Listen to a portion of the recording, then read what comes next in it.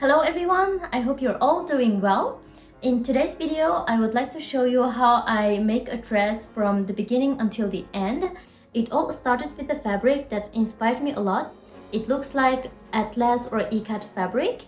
So I really like the fabric, and when I bought it, I have no idea what kind of dress or anything else that I would like to make out of this fabric. In this video, you will see my thought process about thinking about the pattern, draft the pattern, and then of course cut the fabric and the sewing. I will also show you guys how it will turn out at the end. Here are some patterns that are inspiring me for the dress. First of all, I wanted a long sleeve dress, as the Norwegian summer is not that long and warm here. I have already my tailored made bodice pattern that I talked about in my last video. And for the color, at first I hesitated between two similar classic suit colors, but you will see that I changed my mind after. And for the skirt, I always love a large circle skirt with a nice volume, like the pattern on the right. Here I am tracing out the back of the bodice, then cut it with 1 cm of seam allowance. Front of the bodice was a V-neck dress that I showed you on my last video. As we need to change the color, I will trace the center front square down instead of V-neck so that I have enough space to put the collar. As I already have a suit collar dress, I can reuse that pattern again for this project. As I planning at the beginning to make this dress with a simple layer, I was preparing the facing for the front and the back collar. Then I changed my mind. As the fabric is quite colorful already with a lot of patterns on it, I thought having a suit color will make the visual even more messy, or we wouldn't even notice that it's a suit color. So I decided to go with a more simple design, which is called high-shaped collar. I will put the reference of this book in the description box below in case you're interested. This skirt pattern is also from the dress that I already made, but I wanted to make it even more larger, almost like a circle skirt. All you need to do is open up the side of the front and the back skirt, keep the same length, and trace the curve below.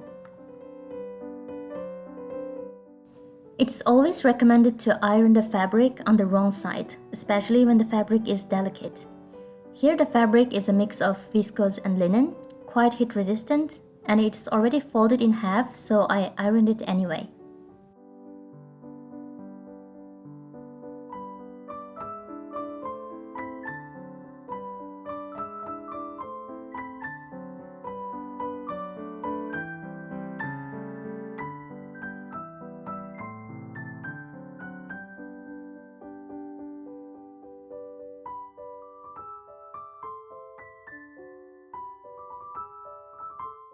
Here are all the pieces for this project. We have a 2 pair of front, 2 pair of back, sleeves, cuffs, front skirt, and a back skirt.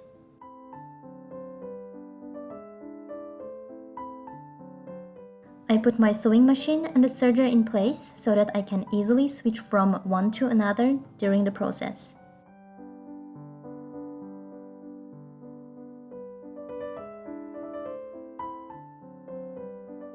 Before removing the pattern from the fabric, let's trace the dart on the fabric.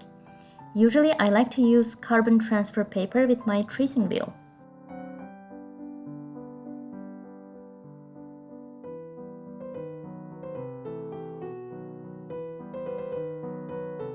The first step now is to pin the darts. I pin all the darts and then sewing them all. When sewing the dart, always start with the back stitch at the bottom, then finishing on the point without backstitch. Then you can simply make a knot to secure the stitch.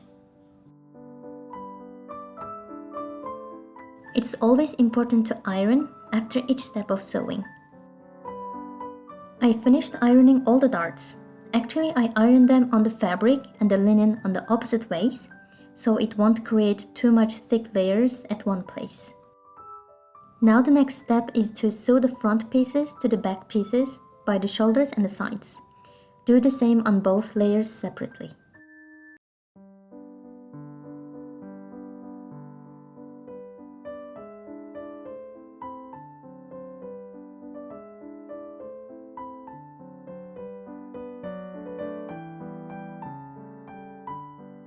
Then of course, iron out the seams that we just saw.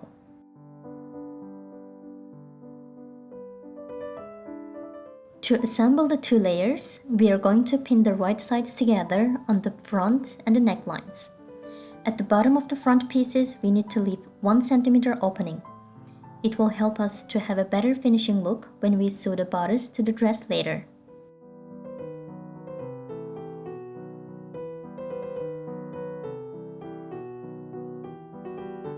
Trim off some fabric on the corners. It will help us have sharper angles.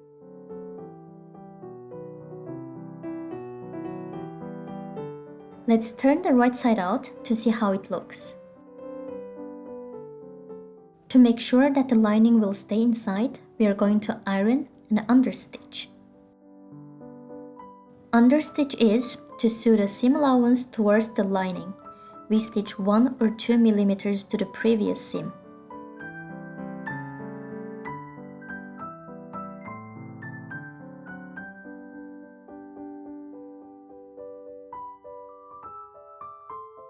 Here's the result. It's not very visible because of the fabric patterns, but it's more flat and structured now.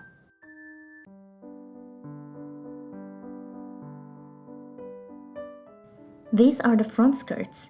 We need to make the placket for the buttons. I didn't use any facings here because the fabric is thick enough. When I drew the patterns, I left 5 cm on each side of center front. So we just need to fold twice inwards. One with 2 cm, second with 3. Here is the results after ironing.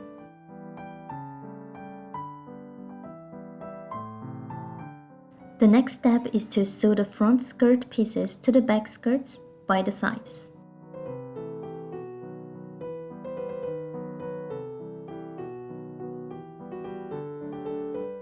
Then we are going to overlock the seam allowance.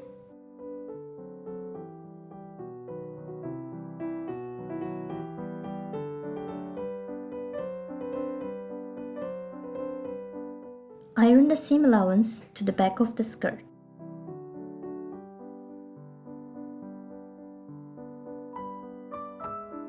To secure the plackets on the center front, we are going to top stitch on 1.5 cm to the edge. We will have a better finishing look by ironing the top stitch that we just made. Here is the 2-layered bodice and a 1-layered skirt.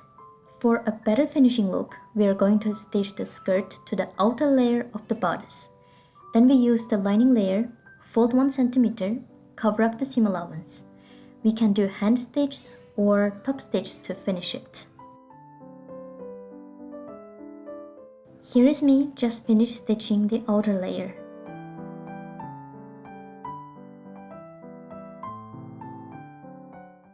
I choose to do top stitch for this step.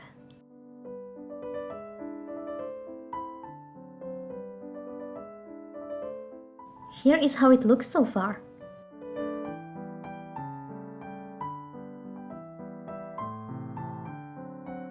For the sleeves, fold it on the right sides together and sew the side seams and overlock.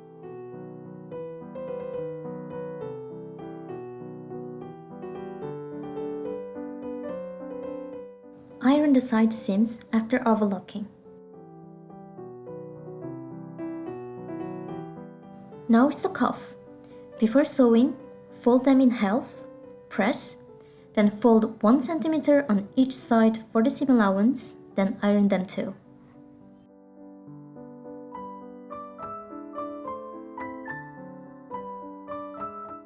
After ironing, we are going to pin the side of the cuffs on right sides together, then sew. Now the sleeves and cuffs are ready to be sewn together. The sleeves are slightly larger than the cuffs. We need to gather the sleeves first to the same size as the cuffs. In order to make a gather stitch, we need to use the largest stitch on the sewing machine with 0 strain. Here I stitch by 0.7 cm to the edge.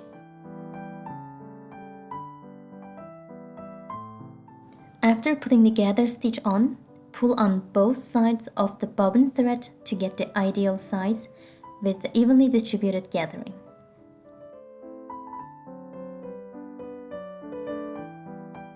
Then pin the cuffs to the edge of the sleeves, right sides together, and sew.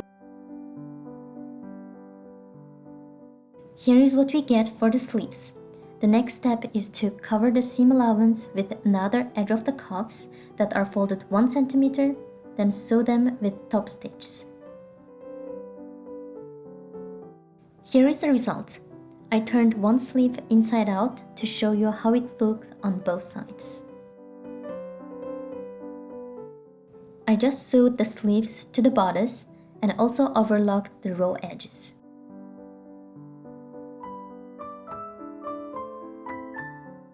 Now we are going to hem the skirt.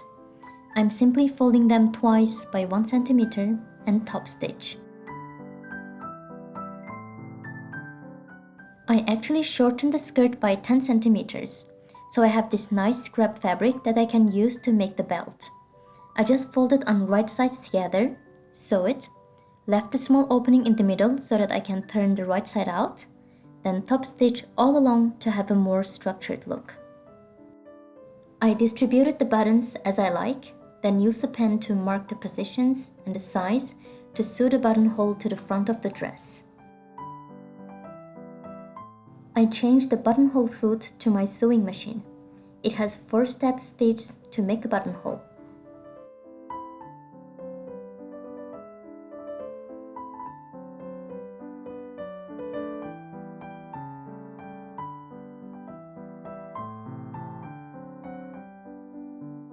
To secure the buttonhole, try to pull all the threads to the wrong sides, make a knot.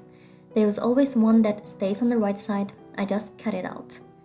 Then to open the buttonhole, I prefer to use the tiny scissor, make a hole first, then cut it carefully to the edges. At the end you can try it with a button to see if it is the right size.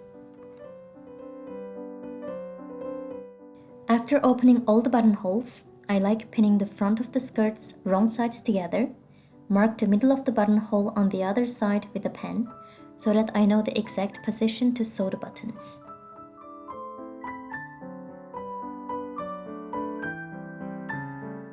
Last step is to hand sew the buttons.